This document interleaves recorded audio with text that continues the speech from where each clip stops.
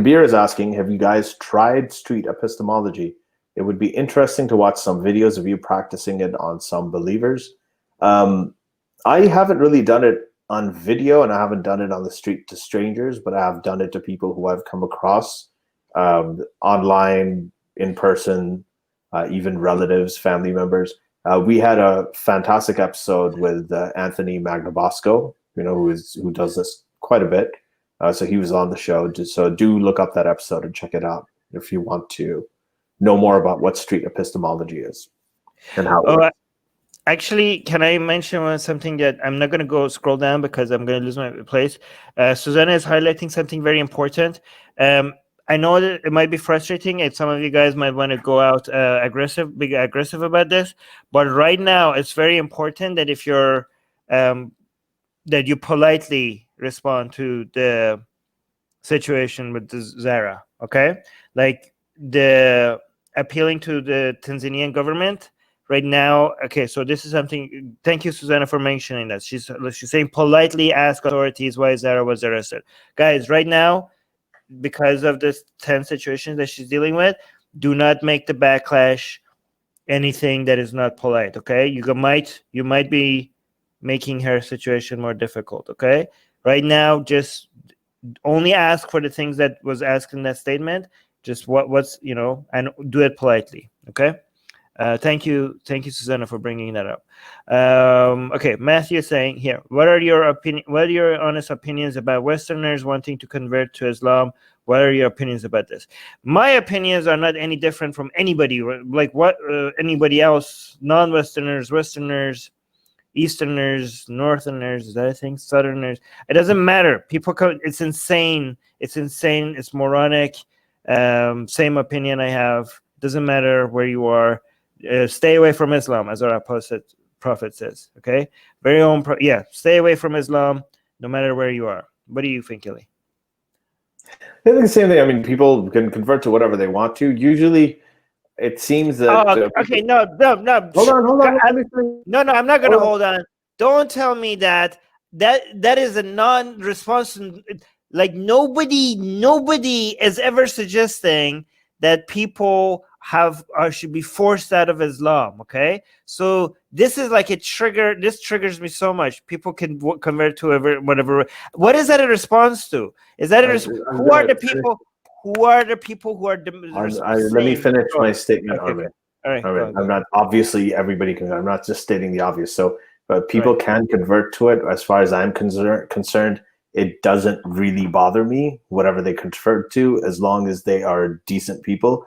I know personally people who have, this happens a lot actually in the US, it happens a lot in prisons, right? So there are a lot of people who go to prison, they find Jesus, they find Islam, they find things that, that they think help them in some way, or maybe increase their chances of getting a good parole hearing. There are different circumstances under which people do it. I usually try to find out what their story is and take it from there. All right, so I'm going to respond to that, but then we need to move on to next questions because they're growing. Saying that everybody has a right to believe in Islam, or they can if they want to, is a non-statement, because there's right now, there's nobody that is forcing people not to convert to Islam. Okay, so when we say stay away from Islam or converting to Islam is a bad idea, we're not denying your right to become Muslim. Nobody is suggesting that. So that's like, I don't know, until somebody is actually being forced to stay away from Islam, maybe like, actually, never mind, it's happening in China. Okay, so but for most people, that's a non-statement. So at least in response to when people saying when people are converting to Islam, when we tell them that's a bad idea, that's not denying the right for them to convert to Islam. One thing, okay? Also, it does bother me for people to not just convert to Islam, but also have any beliefs that is not based on reality for their own sake, okay?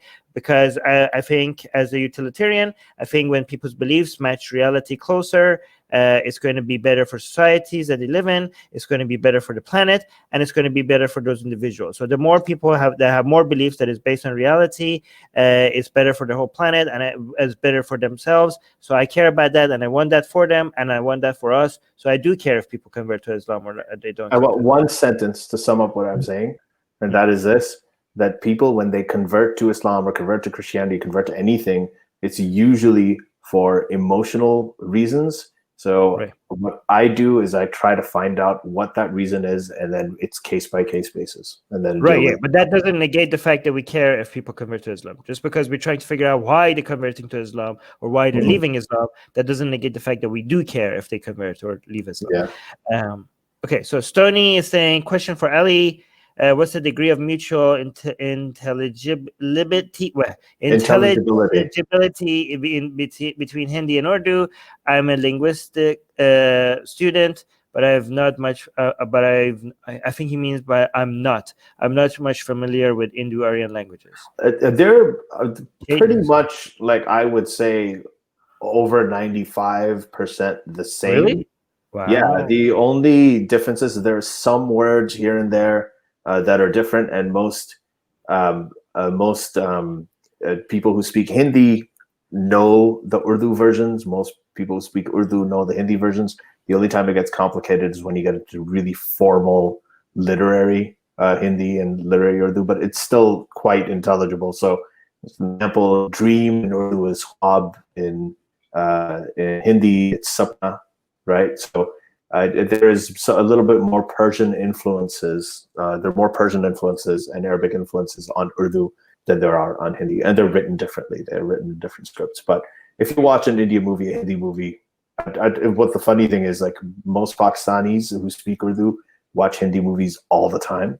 And the other funny thing is, a lot of Hindi movies, the songs in the Hindi movies are written in Urdu. That's actually quite a common thing that you see. So, yeah, very, very high intelligibility. Okay. Atheist Ertugrul is saying, in the UK and France, intermarriage between people from a Muslim background and non-Muslims become the norm. Why do you think these countries still suffer from extremism? Your idea was a bit chubby, so I'm gonna, choppy, not chubby. I'm going to read it as myself. In the UK and France, intermarriage between people from a Muslim background and non-Muslims have become the norm. Why do you think these countries still suffer from extremism? I mean, they've suffered from extremism a lot less than before. Hasn't that been reduced? Yeah. Relatively, hasn't that, like, the main like, these extremist activities are still common, but not in Western countries, right? Like, they used to be a lot. The numbers have dropped significantly. Most of the extremism. Actually, I don't know. How do you define extremism? Are you talking about acts of T, which I am not going to say because on YouTube, or are we talking about just extremist views? That depends on what you mean by extremism, because if you're talking about acts, it has been dropped significantly. Yeah, I think that the numbers have gone down. The intensity may go up. So often when people find themselves in a sort of minority where the extremists are becoming more and more of a minority, they tend to get louder. And they'll kill that one school teacher in France, and it's going to make headlines all over the world, and it'll seem like it's a very, very rampant phenomenon, but it's just not as rampant as when ISIS was in its heyday about 5-6 years ago. So I think a lot of it's going down. A lot of it's because of the younger generations of Muslims growing up in these Western countries as well. Ali, do you mind saying ISIS next time? Oh, crap. Sorry. It's okay. It never gets choppy when I say ISIS. Okay. Mars saying, okay, Ali, you read this. Is for you. Mars is saying, Ali, as someone with a medical background, what is your take on how the rate of the vaccination process is coming along and how it might shape the political landscape in 2021? In the US, I'm hearing that there are a lot of glitches. That they are thinking of putting out 20 million doses and also having the second doses ready for people. They haven't gotten that far. That was the goal before the end of December. They haven't gotten that far. It's at about 2 billion. The federal government, as in the Trump administration, said that basically going to leave it to the states, which he was doing throughout the pandemic for everything. But I think that it is The Biden administration wants to do 1 million doses a day, which people think is crazy, but it's actually quite reasonable and it's doable. So I think that it's going to get better and it's going to get ramped up. You just need leadership that makes it a priority. Really sorry to say, but that's actually factual at the moment. The leadership right now is not prioritizing vaccination.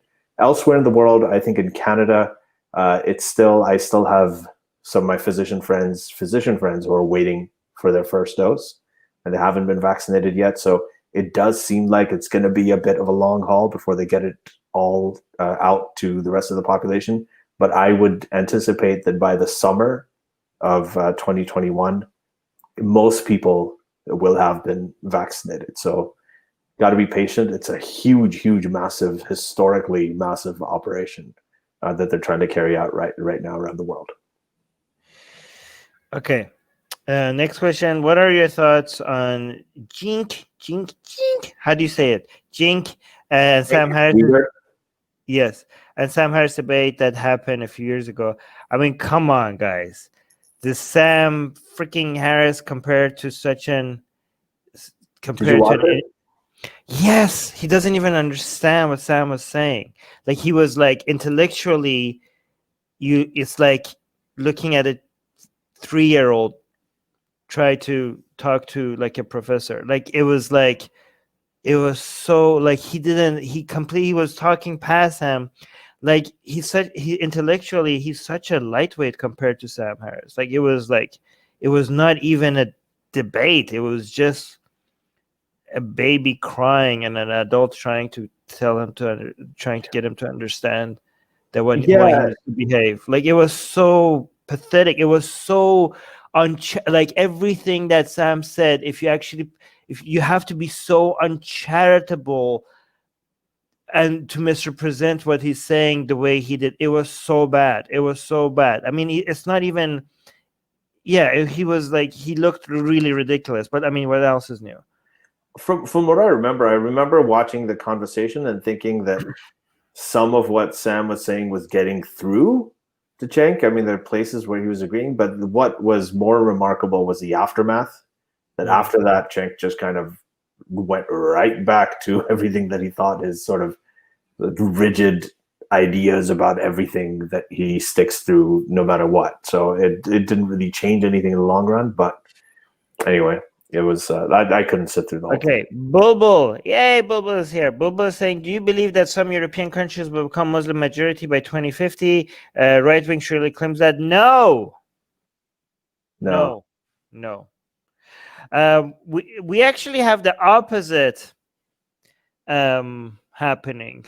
We have to. I think it should be the Muslims worrying about Muslim countries becoming Muslim minority more than non-Muslim countries worrying about becoming Muslim majority. They're already worried about that. A lot of Muslim countries are worried about it. Every major Muslim scholar and preacher is talking about how atheism is a scourge that is taking over their youth. It's Yes.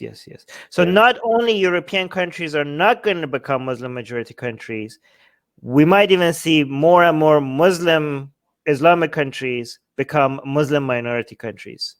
Yeah, can I say one more thing about this?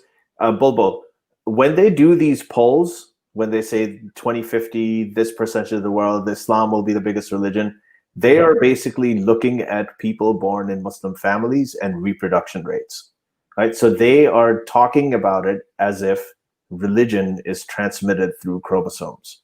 So according to them, right, according to these polls, Min and I are also part of the count of Muslims in the world. So you got a bit choppy, but I would add to that and say even if that was true, Ali, they will still not become Muslim majority. That's true. Yeah. Hey guys, if you want to join these streams live, get your comments and questions read by Ali and Armin and the guests, and most importantly, to get full access to the full video versions of all these episodes, become a patron. Link in the description below.